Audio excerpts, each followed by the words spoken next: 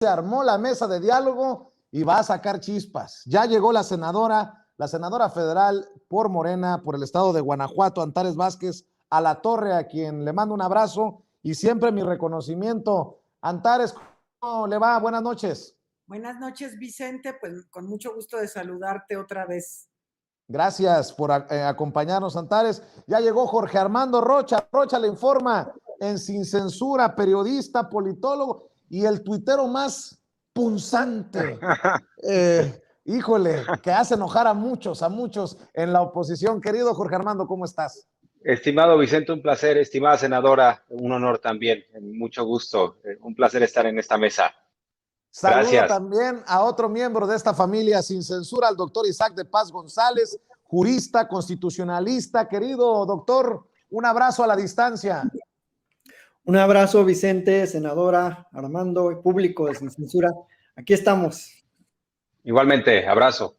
Pues vámonos para dejar la víbora chillando, como dice su servidor. Oiga, por cierto, senadora, terrorismo fiscal, los de la oposición no tienen vergüenza. ¿Y qué tunda les puso? Yo puse aquí su intervención, la proyecté. No, ¿qué tunda les puso con la verdad en la mano? Y es uno de los videos más vistos en los últimos días en los canales de Sin Censura. Ay, pues muchas gracias, Vicente, por difundir lo que digo. Y es que, mira, la verdad es que estamos en una época de cambio y ayer lo dije en la tribuna, vamos a hacer pedagogía política y explicarle a la gente lo que en verdad pasa, porque durante décadas, todas estas décadas que tuvieron hegemonía, sus mayorías y todas las tropelías que hicieron, pues se mantenía a la gente apartada de la política para que no le entendiera y ni se enteraran de qué andaban haciendo. A nosotros nos interesa que sí se enteren, que sepan perfectamente qué estamos haciendo y qué estamos defendiendo, qué estamos impulsando. Entonces ellos llaman terrorismo fiscal a que cada quien pague sus impuestos, imagínate nada más. Es decir, ahora hasta en algunos regímenes les va a ir mucho mejor porque van a pagar menos, pero el terrorismo fiscal para ellos es que aquellos que siempre gozaron de exención de impuestos ahora paguen. Pues sí, que paguen lo que tengan que pagar. Y hablando de pagar y de estas cosas, mi querido Jorge Armando Rocha, hubo audiencia en el caso de Genaro García Luna. Ya más o menos se tienen fechas para el inicio del juicio. Ojalá que salgan chispas. Yo la verdad estoy esperando con ansias locas luego de la declaratoria de culpabilidad de Reyes Arzate, que podría hundir a Genaro García Luna, y no pierdo la esperancita que el caso de Genaro García Luna nos lleve al comandante Borolas. Así es, estimado Vicente. Bueno, destacar que el círculo cercano de García Luna está ya también en prisión, porque estás hablando, por un lado, atinadamente de Arzate, pero también está en prisión Luis Cárdenas Palomino, aquí en México. Entonces, el círculo cercano de García Luna en prisión y el círculo cercano en materia de seguridad de Felipe Calderón en prisión, comenzando por García Luna. Ya nada más falta, si tomamos en cuenta esa fotografía, por ejemplo, en donde Felipe Calderón le pone la medalla a Luis Cárdenas Palomino, está acompañado de García Luna, pues ya nada más falta Felipe Calderón.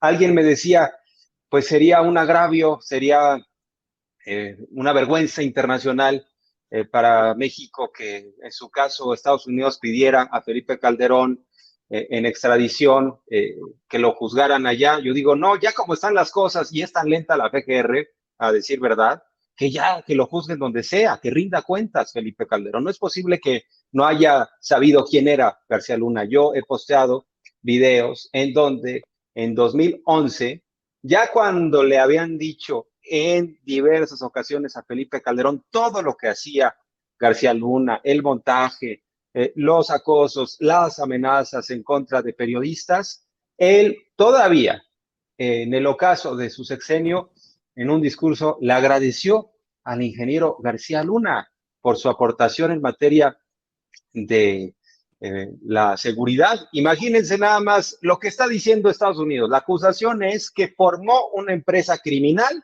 para distribuir cocaína en los Estados Unidos. En todo caso, hizo de la Policía Federal una empresa criminal, un brazo armado del cártel de Sinaloa, y también lo acusan de haber recibido dinero de los Beltrán Leiva. Es decir, este sujeto se arreglaba siempre y cuando tuvieras cañonazos de dólares, le jugaba, o sea, le apostaba a varios en la misma mesa. García Luna, un auténtico ladrón, imposible que no supiera Felipe Calderón de todo esto. El caso está tan robusto y es tan impactante y hay tanta información que ha dicho el juez, bueno, a la fiscalía tienes un año para prepararte, le ha dicho también a la defensa de García Luna tienes un año. Entonces, bueno, pues todavía Felipe Calderón tiene oxígeno. Algunos quisiéramos también que fueran más rápidos. Tampoco le podemos exigir mucho a Estados Unidos. Ellos están en sus procesos. Deberíamos estar en nuestro proceso. Deberíamos pedirle a la FGR que cuando menos cite a declarar a Felipe Calderón. No sé por qué no lo han hecho. No solo por el tema García Luna, salpicado de corrupción, por el tema de las prisiones federales, por diversos asuntos en donde tendría que estar rindiendo cuentas. Así es, y me imagino que han de ser días muy interesantes. Tú, para ser un hombre de leyes, mi querido Isaac de Paz González, ver el caso de Genaro García Luna, el de Chayo Robles, la declaratoria de inconstitucionalidad de la prisión preventiva oficiosa, así declarada por la Suprema Corte de Justicia de la Nación, en fin, tantos temas, ¿no?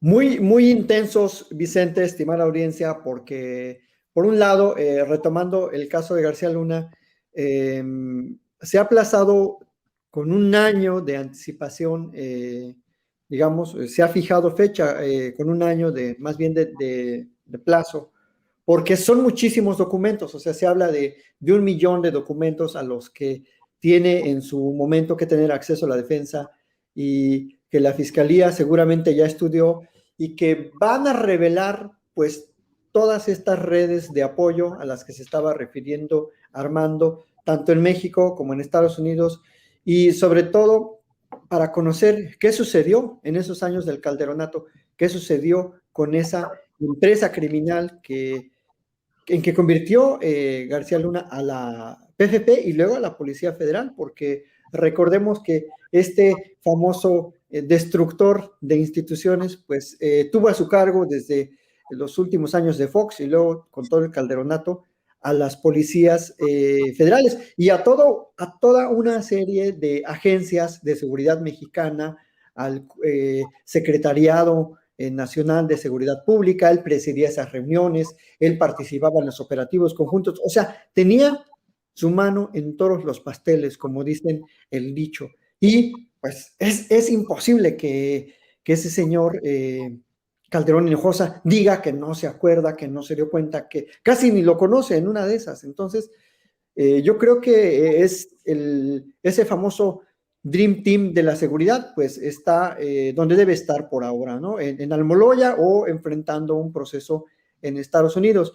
Y yo, al igual que tú, y yo creo que todos en el público esperamos que avancen rápido estas investigaciones, que se revele la información y que en México también la FGR le atice a los procedimientos para pues judicializar estos desfalcos al erario público con la construcción de las prisiones y luego esas concesiones privadas que han sido, francamente, pues han demostrado una serie de irregularidades, de ilícitos que afectan lo que más nos duele, ¿no? El presupuesto público. Entonces, sí, como bien lo señalas, es un momento muy intenso de situaciones legales y judiciales.